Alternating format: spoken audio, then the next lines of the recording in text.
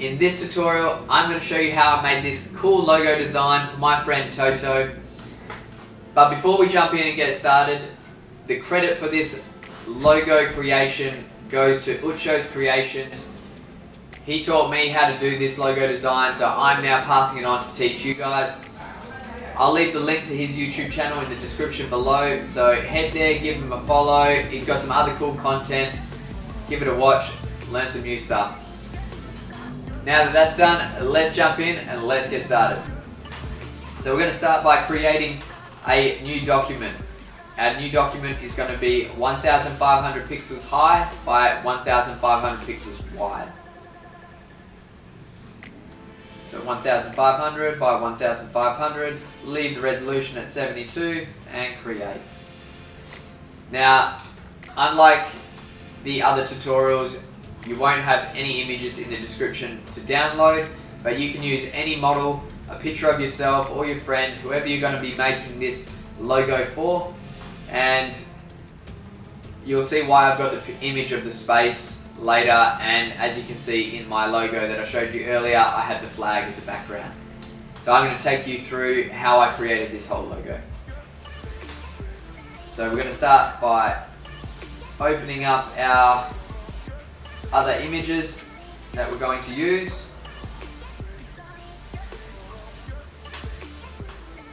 And we're going to start with our model. Now, if your model has really defined features, dark lines, maybe some facial hair, you won't have to do an extra step. But in this tutorial, my friend Toto, who you can find in the One Championship cage, she's a professional MMA athlete and a killer. So go follow her and look her up on YouTube. She doesn't have any distinct lines, obviously she doesn't have any facial hair, so we're going to have to do an extra step to create some nice texture for this design. What we can do now is we're going to start by creating that texture. We're going to go to Filter, we're going to go to Camera Raw Filter, and we're going to go down and bring the texture all the way to 100, clarity all the way to 100. Then we're going to go to detail and bring sharpening all the way to 150 and click OK. Now that that's done, we're going to use our wand to select our model.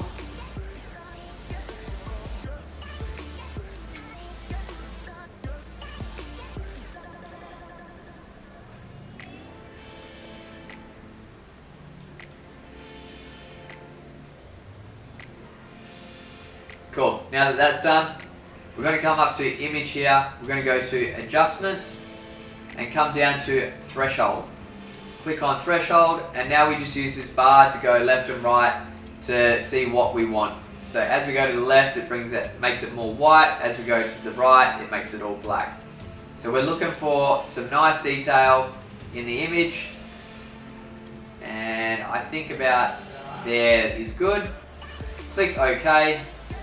And now, as you can see, I've created this nice detail, but I only got that because I did the Camera Raw filter first.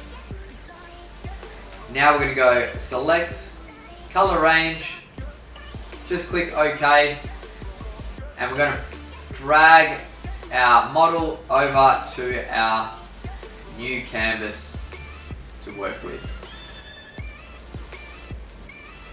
And I will shrink her down because she's very big.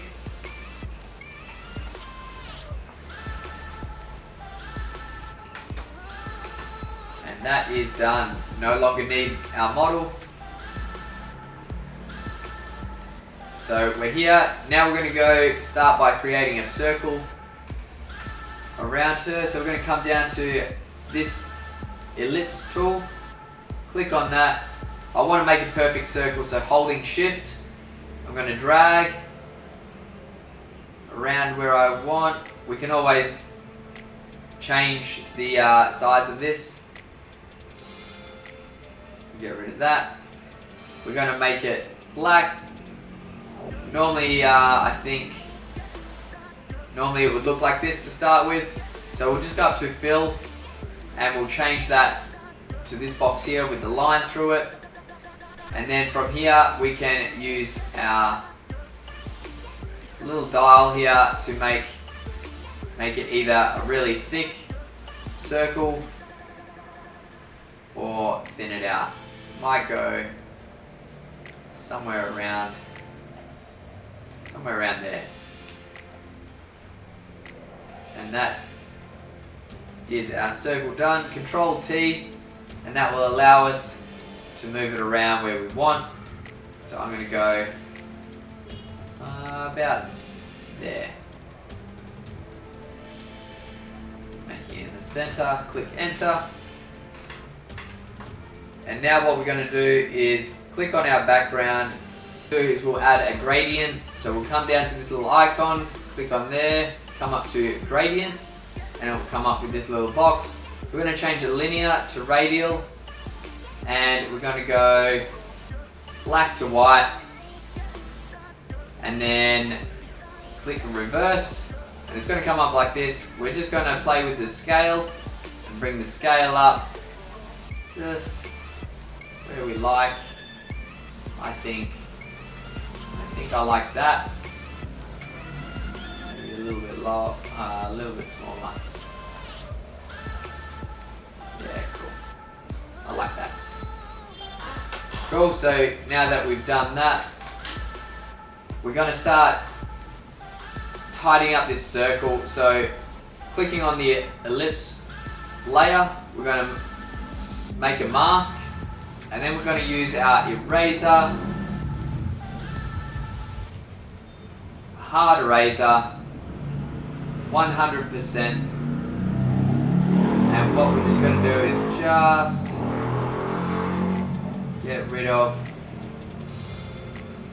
this circle. Where it should not be. Cool.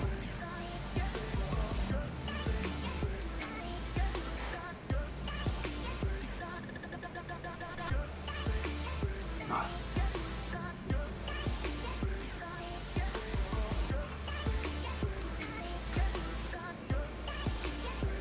And then I am also going to, so now I'm going to get rid of the gradient on the outside, and also I'm going to get rid of her legs because I want her to be inside the circle.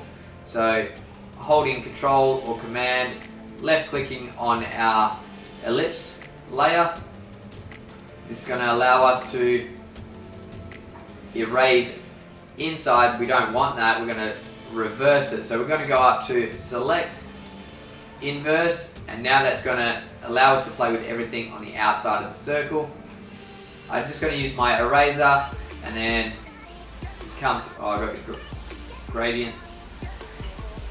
Click on my mask of the model, the layer of my model, and then we can just delete that.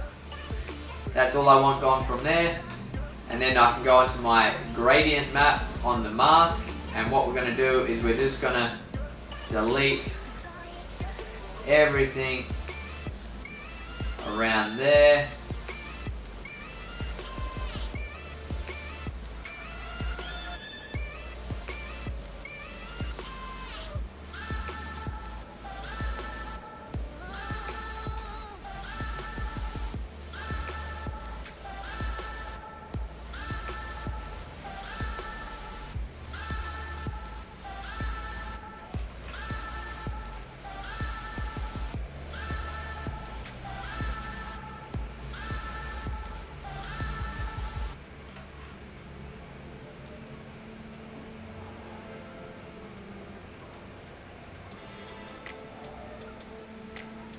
One last thing. Now we'll hold Control or Command, click on our gradient layer. I'll then select my background layer and unlock that. Go back up to Select, Inverse, and just hit Delete. Control or Command D to deselect, and now we've already got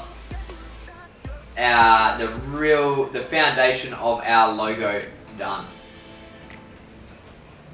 From here we can now start adding some texture. Might put my model in front. So this is where this image comes into play. What we're going to do is we're just going to drag that over, drop it on, resize it, Control or Command T, resize it so it covers our image, hit enter, and then what we'll do is we will just clip that to our model, and as you can see it's good texture. And then I can go Control or Command J, we'll just make a copy of that. I'll drag that down and put that over the top of the ellipse layer, and again hold Alt, click in between the layers and clip it to that, and we can always move that around. So Control or Command T, and now I can change that. That looks good for there. You can also just make it a solid color if you want. It doesn't have to have this as your texture. You could just turn that off, and I could just create a solid color, whatever color it is you like, maybe red. And again, we just clip it to our layer and it makes it that color, and then you can just go in there and change it to whatever color you would like. But for this, I'm using the galaxy. Now that I've done that, I've created the logo like that, so I can put anything behind it. As you've seen in my logo, I put her national flag behind her. So using the wand tool, I selected her flag. Sorry, my computer's a little slow. And then I just drag this over, dropped it in, put it right down the bottom, and then I just resize it, Control or Command T to resize your national flag, and put it wherever you would like, maybe there, might make it a little bit thinner.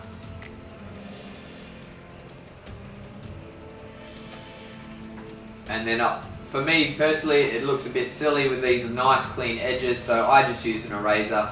I put a mask on just in case I made a mistake, and used any sort of eraser you want.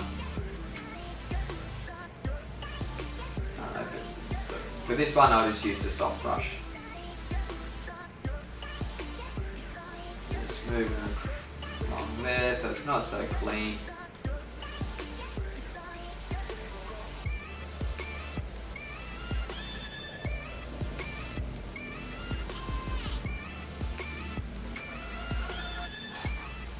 Beautiful. There you have it. You just merge all of them. So selecting the bottom layer, go right up to the top, hold shift, click on the top layer, and then you can convert that to a smart object, which means if you want to go back in and play with those things, you can just double click on your layer and go in there and create it. I just wrote Toto down the bottom. I'm pretty sure you don't need me to teach you how to do that. You should know how to do that by now. So there you have it, guys. A nice, fun, easy way to create a cool logo. Go out there, make your own. If you put it on Instagram, definitely tag me in it at ruthless_graphics, or use the hashtag ruthless_graphics87. I look forward to seeing your edits, so please tag me in. If you liked this video and you learned something, hit that like button, leave a comment. I'd love to hear from you guys. And also, if you want to see your artwork featured in my next video, use the hashtag ruthless_graphics87 in your next Instagram post. I look forward to seeing them. Don't forget to hit that subscribe button, guys. And until next time, see you later.